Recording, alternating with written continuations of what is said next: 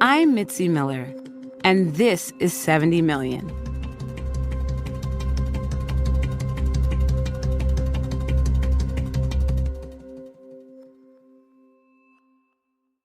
Over 3 seasons so far, 70 Million has covered the country from coast to coast, gathering stories from mountain and beach towns, cities, and rural areas. We've focused our spotlight on changemakers, taking bold solutions forward and breaking cycles of incarceration right where they live. For this episode, we're checking in with some of our past guests from each season to see how their reform stories have unfolded. In our first season, we went to Miami to meet people building out a safety net for those with mental illness, to keep them out of the criminal legal system. We introduce you to Judge Steve Leifman, who created the Miami-Dade Criminal Justice Mental Health Project in 2000. It's become the leading jail diversion program that keeps people with mental health issues out of custody and helps them get treatment. Along the way, Judge Leifman found allies at every level. It was the courts, it was the Department of Corrections, it was the providers, it was the Department of Children and Families, it was the police chiefs, it was the director. Everybody started to sign on how we could change the process. Reporter Danny Rivero of WLRN takes us back to Miami to see how the safety net is expanding.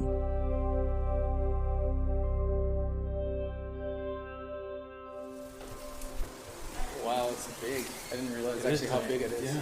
Yeah. Wow, yeah. Judge Steve Leifman is giving me a tour of a building that's under construction. Workers are here at all hours, building the embodiment of everything he's been working at for 2 decades. Judge Leifman says it's the first building of its kind in the nation. It's going to be both a mental health receiving area and an addiction receiving area. And so, people that have overdosed in the street will be able to, take them here as well and get them, set up, keep them out of your ER, hopefully. So, he's talking to a group of doctors from a South Florida hospital who are also getting a tour of the building. And they like what they see. The building is massive. It's a shockingly big space.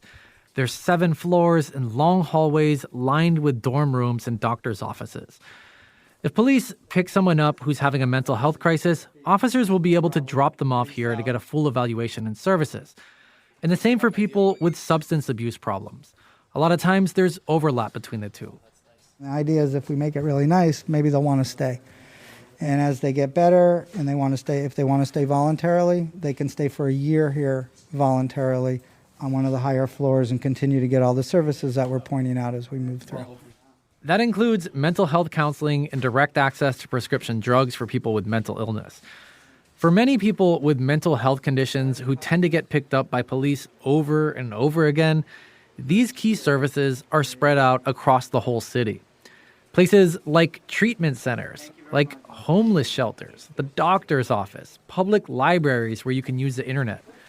But in this building, it's all that in one, including a mini courthouse. So this is the courtroom. Oh, they cleaned it up. I was in here yesterday and it was full of junk. Oh, nice. So this is where the bench will be. Cool. Okay. If they have cases pending, we can do them right here. We don't have to transfer people back and forth. It makes security a lot better. People don't understand how the system works. For inmates to come to court, they have to wake them up at 5, 6 in the morning to get them on a bus, to transfer them to our building, put them in holding cells for hours. They don't feed them. These are people with serious mental illnesses. They all have trauma issues. Well, that's the other thing we'll have here is trauma services. Judge Leifman and his team have already identified about 100 people who will finally have access to the kind of treatment they need at this building. These are the same people who cycle in and out of jail in the courts over and over again. A lot of times because it's so hard to get treatment for their conditions. This is what Judge Leifman told us about that group 3 years ago. Over a 5-year period, they were arrested 2,200 times. They spent 27,000 days in the Dade County Jail, 13,000 days at a psychiatric facility or emergency room, psychiatric, did not include primary cost, and cost taxpayers $13.7 million. And we got absolutely nothing for it. He says breaking that cycle and getting this core group of people real treatment is also going to save taxpayers millions and millions of dollars a year. This building is the end goal Judge Leifman has been building towards ever since he created the Miami-Dade Criminal Mental Health Project in 2000. And that program has faced its own challenges during this global pandemic.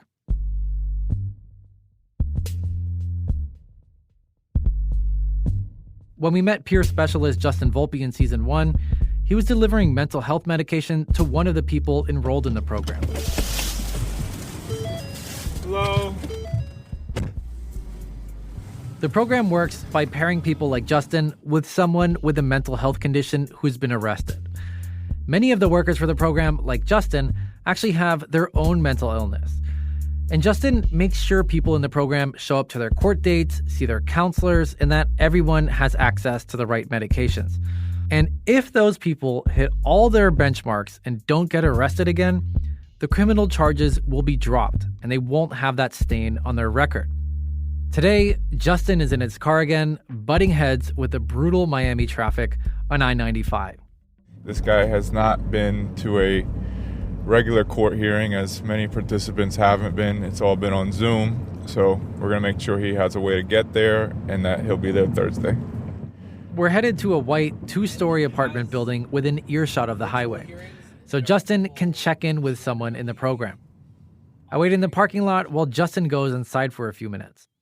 And when he comes back out, he has an update on the game plan. He'll get the message to his phone that the lift's coming, and we'll put his phone number in directly. Now, if somebody didn't have a cell phone, somebody would have to go there and either pick him up in this car, or somebody would have to meet him there, or I'd have to call somebody at the house that is trustworthy and put their number so that they could. But I'd have to figure out the situation, you know. The pandemic changed Justin's job for a while. It was like doing an IT job, troubleshooting technology and coordinating over emails, way more screen time than he's used to.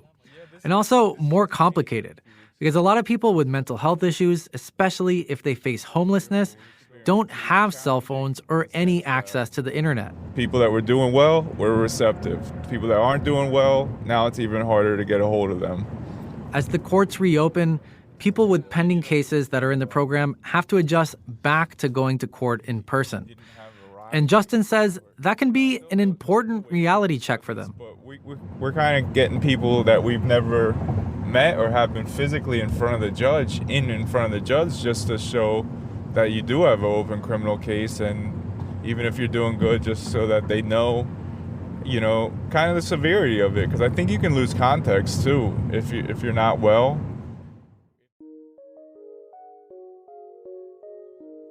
Justin and others like him help people after they've already been arrested by police.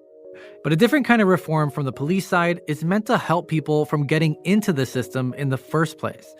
It started after the 2018 school shooting at Marjorie Stoneman Douglas High School in nearby Parkland. That's when the Miami-Dade Police Department created something called the Threat Management Section.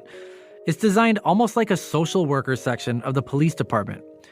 If someone makes a threat to the public or to loved ones, for example, a police officer becomes the case manager and works one-on-one with that person to get them mental health treatment. Latasha King is a detective with the unit, and I spent a day with her to see how the program works. We go visit them wherever they're at a facility, at their residence. We go to doctor's appointments. We go to court with them. And we just make sure they take their medication. They're going to their doctor's appointments. They have employment. We just make sure they are okay. We're still officers at the end of the day, but we perform a slightly different duty. We're here to help you. I sat in when Detective King met with a man in the program that we're calling by his first initial M to protect his privacy. We were sitting in a tiny, peach-colored room at a mental health treatment facility. How did it affect you or it benefit you with me coming here, visiting you, that rapport we built, because it wasn't easy. Our first couple of visits wasn't easy. You know, at first I was kind of scared because you guys was always here every week, you know. But I got to tell you one thing about you guys, you know, it gave you that motivation that, you know, you have someone that's watching over you and you cannot slip up. And I cannot thank you enough, man. I cannot, you know, for what you done for me with my father. You check up on him, you know, you call me, you help me with my green card, you help me with my paper. I cannot thank you enough. M shared that he enrolled in a culinary program and he was excited about an upcoming lesson. I'm going to start learning how to make my own pasta pretty soon. After the meeting, Detective King reflected on this new kind of police work. It took a couple of visits for him to understand that I'm here to help him. I'm not here to arrest him. I wasn't here to, judge him for what happened in his past. I was actually here to help him.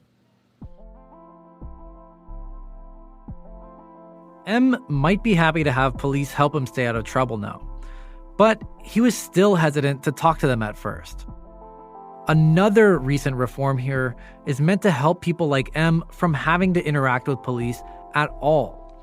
The city of Miami just rolled out a new program that staffs the 911 call center with social workers from the local public hospital. So when someone calls 911 for a mental health crisis, they can talk to a social worker and maybe get help, instead of sending police officers to the scene. Hapsi Kaba is a therapist and also in charge of training police officers in Miami on how to interact with people having a mental health crisis. She brought the 911 program to Miami. The answer is not give it to law enforcement. The answer is, we need each other. We can't do it without each other. So let's make a plan. That's also Judge Leifman's approach. He thinks a lot of defendants that end up in court don't really belong there in the first place. The building that's under construction is his big solution. And the money for COVID relief that Congress passed could help get the whole thing across the finish line. But this may be the right time for us because all these federal dollars are now available for the next 3 years that we never would have had a chance to have. And it gives us a once-in-a-lifetime opportunity to tackle our homeless problem here and to spend our dollars more efficiently and, more importantly, give people an opportunity to recover that they never had before. When the building opens, it'll have 208 dorm rooms for housing, a full psychiatric team, primary medical and dental care, a computer lab, a basketball court, and a job training program. Judge Leifman expects to open the building in March of 2022.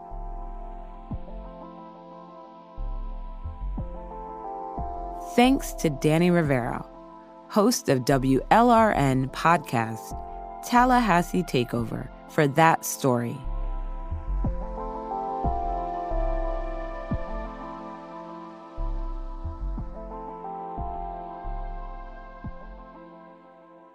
In Season 2, we looked closely at how the criminal legal system is funded, in part by passing on costs to those arrested and put in jail.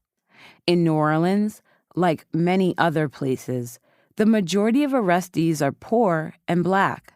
Folks like Albert, a chef.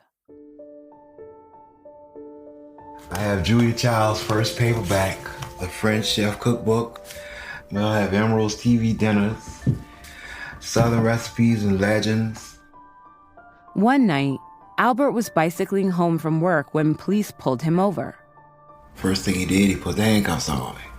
So I got handcuffed, they put me in the back. They brought me to Orleans Justice Center. I was processed and booked with distribution. Albert says he sat in jail for weeks because he couldn't afford $300 in bail. But then, an organization, the New Orleans Safety and Freedom Fund, known as the Bond Angels, paid his bond.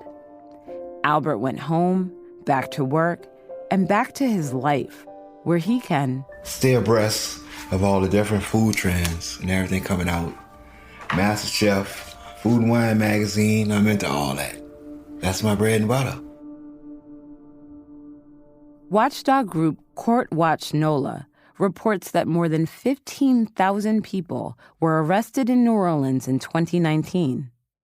In 2020, during the pandemic, that number dropped by nearly half. Still, many arrestees ended up sitting in jail.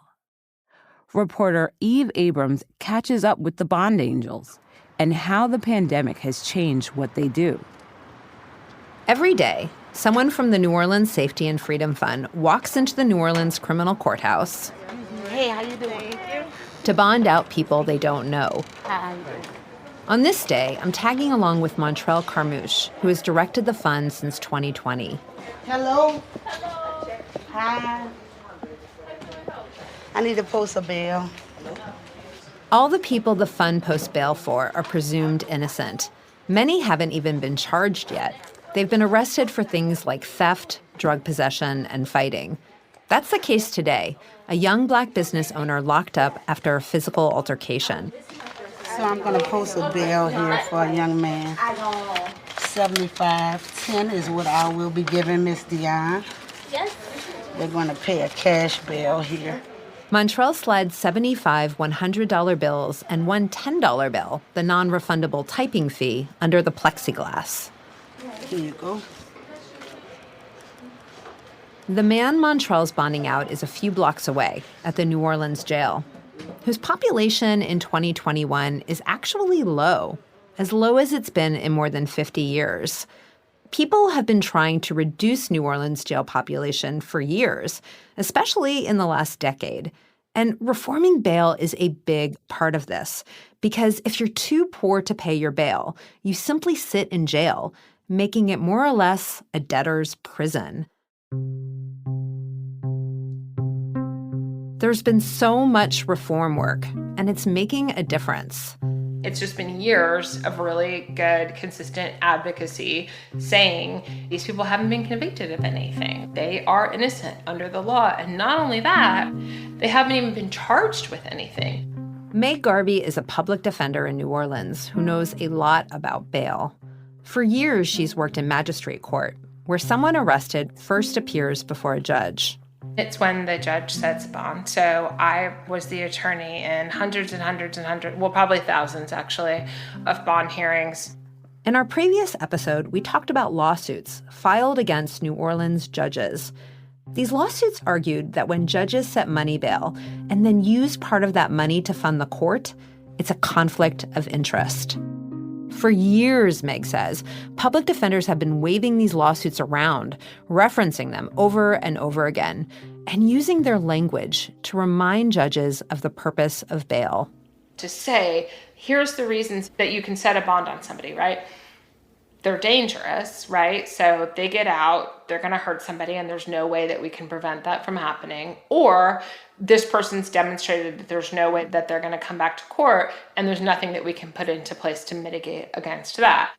According to the law, these are the only legal reasons you can set bail. Someone is too dangerous to not be in jail, or they're a flight risk. Honestly, it's kind of funny that we had to even have litigation about it because it's long-standing law. But the litigation did need to happen, and lawyers do need to remind judges what bail is for. Even so, change was slow. Then the pandemic hit.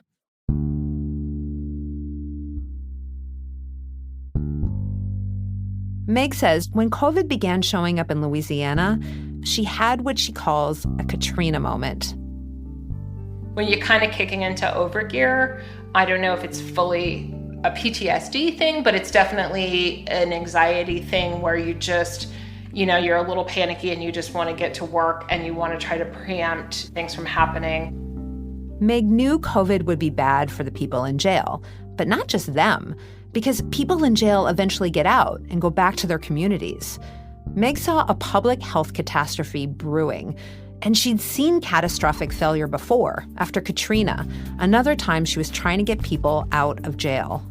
It's terrible to say, but I feel like it almost gave me an advantage in being able to think through this is only going to get worse. And also don't wait for the system to right itself because it won't unless you make it.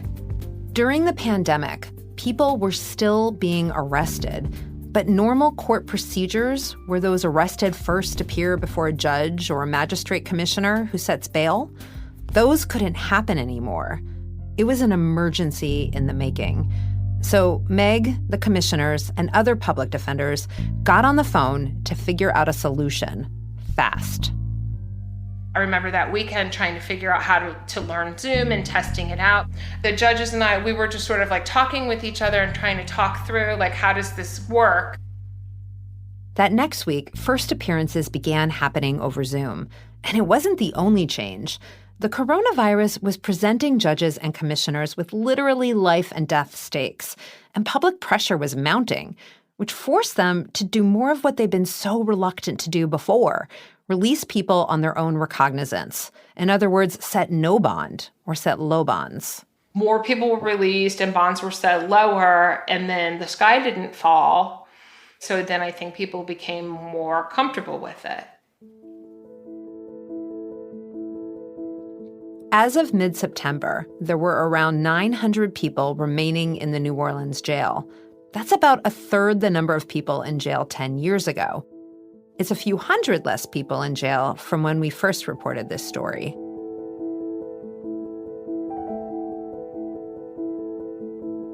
There's another reason the jail population is continuing to drop. More and more, this is what New Orleanians want.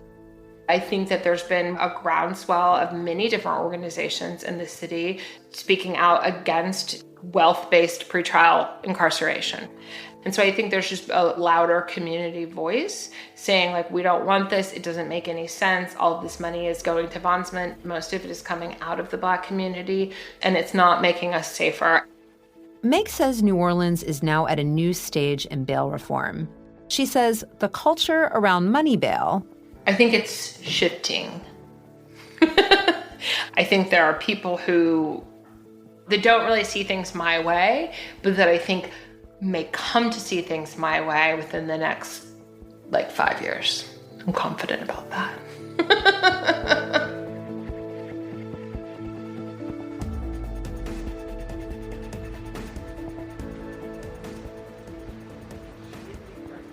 But for now, money bail still exists in New Orleans, and bond angel Montrell Carmouche still has to pay to get people out of jail. So what she's writing for me right now is a bail receipt. This receipt, when this case is over, no matter if the defendant is found guilty or innocent, we'll bring this receipt right back to the same area and turn it in. Once the case has been closed, you exchange the receipt for the money back. You get the money back in about 2 weeks. And then the Safety and Freedom Fund can recycle that same money to bond out another person. I could remember times they would call for refunds, and I would run over and pick up the refunds and deposit them and be frustrated because the bank wouldn't clear it until the next day because I needed that money to be able to get more people out the jail. But that's another thing that's changed. During the uprising following George Floyd's murder, the Safety and Freedom Fund got a lot more support, both from individuals and large funders like the National Bail Fund Network. So now, the bond angels can get people out of jail in parishes beyond New Orleans, and they can pay for things like childcare so people can go to court to resolve their cases. The fund is in a really good place, Montrell says, but she won't be satisfied until she's out of a job. The mission is to get money bail to end. Getting people out of jail is just a means to an end. It's great and it's amazing and it's awesome, but my full focus these days is policy and advocacy and educating community leaders and neighbors on the harms of money bail and how and why we need to stop it.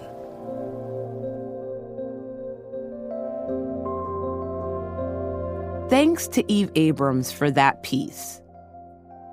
In late August, after Eve's reporting was completed, Hurricane Ida struck Louisiana. The storm impacted virtually every aspect of life in New Orleans, including the criminal legal system. As of late September, people in the city jail who were temporarily evacuated have been moved back. And according to Meg Garvey, first appearances via Zoom have continued uninterrupted.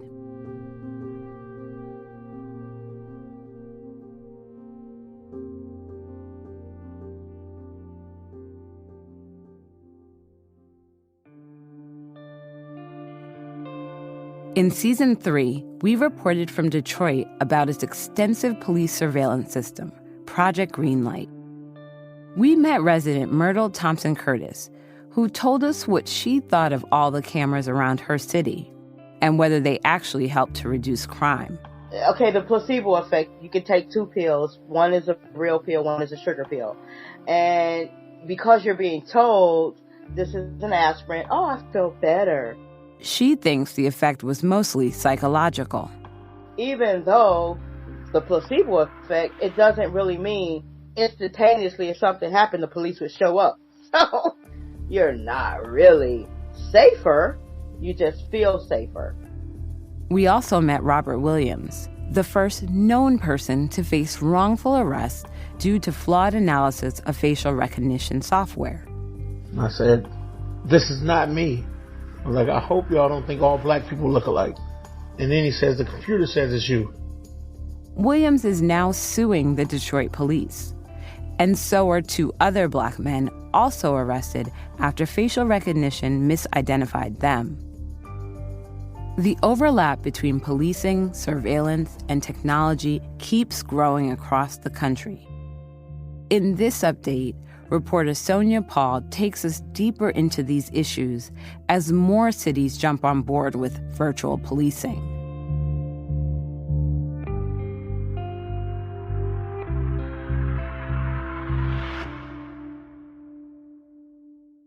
Despite some public protests, in September of 2020, the Detroit City Council voted in favor of renewing a contract with DataWorks Plus for facial recognition software.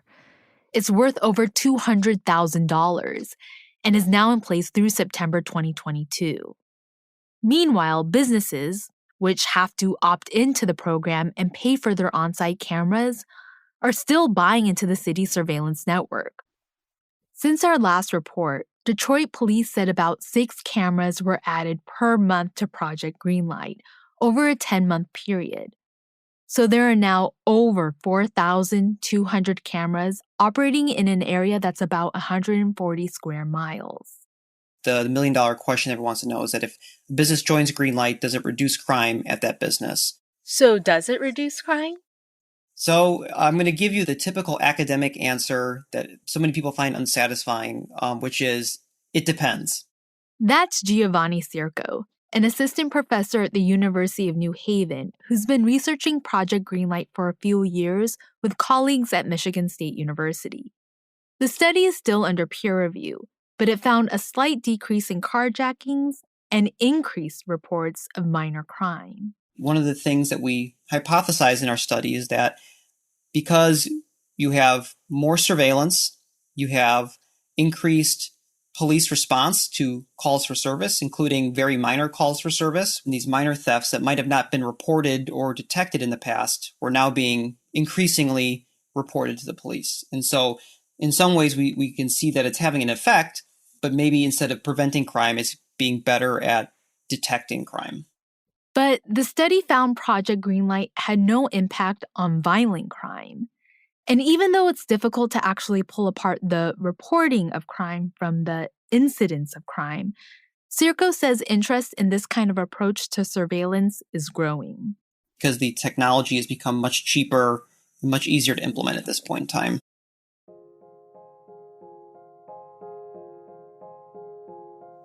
Circo's right about this approach growing. As of September 10, 2021, there were at least 83 virtual policing programs attached to real-time crime centers in the U.S., with about a third of them emerging in the last year alone. A 2020 U.S. Department of Justice case study on Jackson, Mississippi, says the police department there is a, quote, model example of how to overcome the budgetary limitations of a police department when building crime analysis or technical capacities. With a ribbon cutting and name reveal, the city of Jackson launches its real-time command center. Police Chief James Davis says he's traveled to different cities to see how crime is handled there. That's how he turned the department towards virtual policing. Public records indicate Jackson first launched its real-time command center in 2019 and uses 96 city-operated cameras. Each camera is supposed to have a flashing light.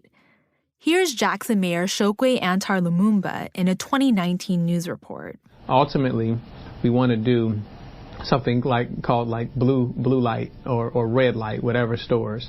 And these would be stores that there would be a light outside the store. And what that signals is that this is a store that is on the circuit with the city that the city can look into.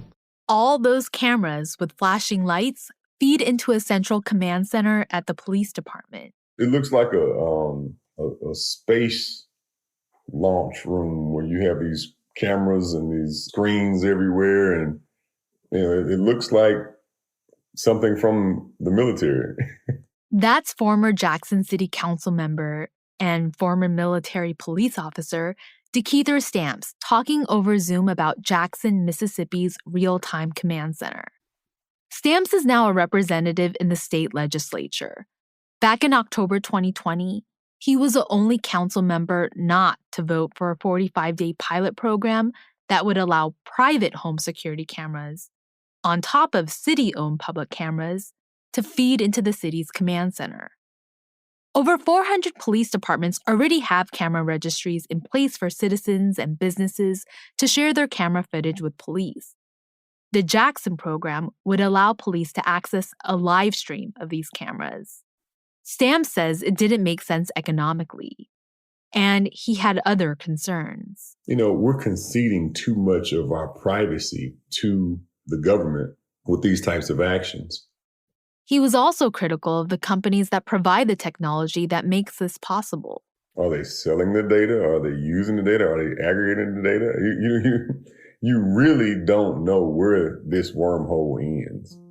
Just so many unknowns that it's all behind the scenes. It's almost like the Wizard of Oz, where you got somebody in a chair doing all these things, but you don't really know what they're doing or what they're looking at or what they're using the technology for.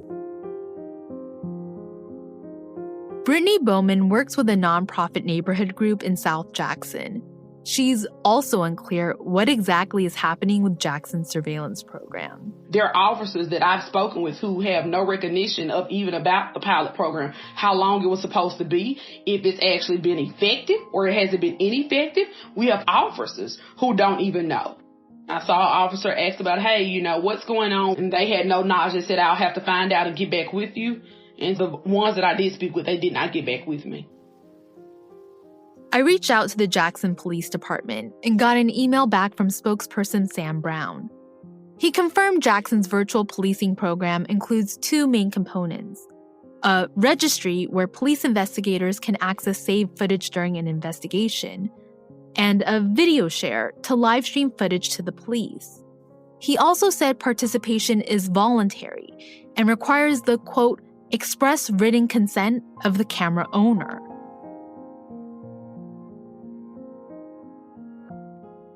This program uses technology made by the company Fusus, which is based out of Georgia. Welcome to Fusus, the industry's first cloud-based, rapidly deployable, real-time crime center. Fusus integrates all major... This is a marketing video of Fusus's software.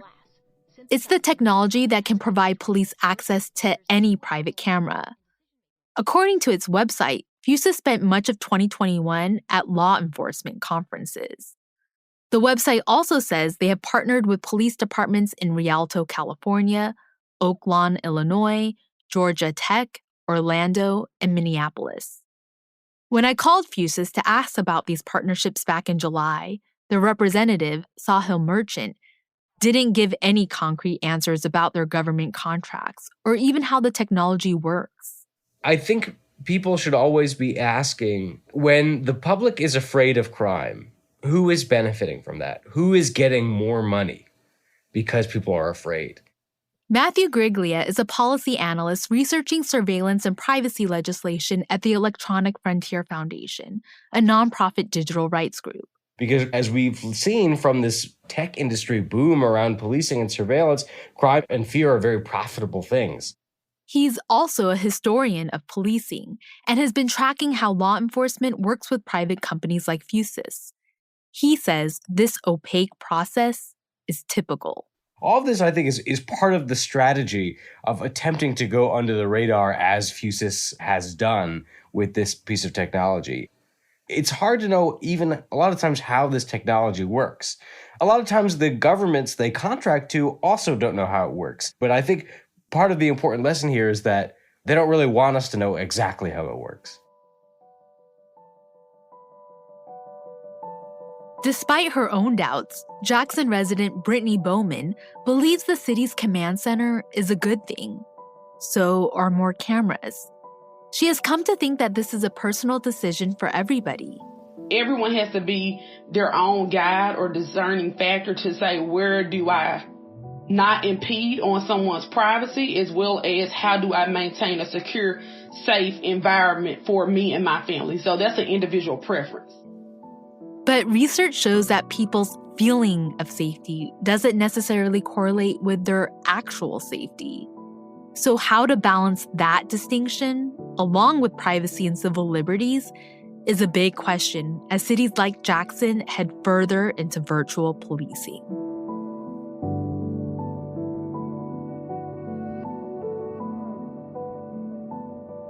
Thanks to Sonia Paul for that story. We've looked back at some of our past reporting here, but we've got plenty more of Season 4 coming up, so stay tuned for that.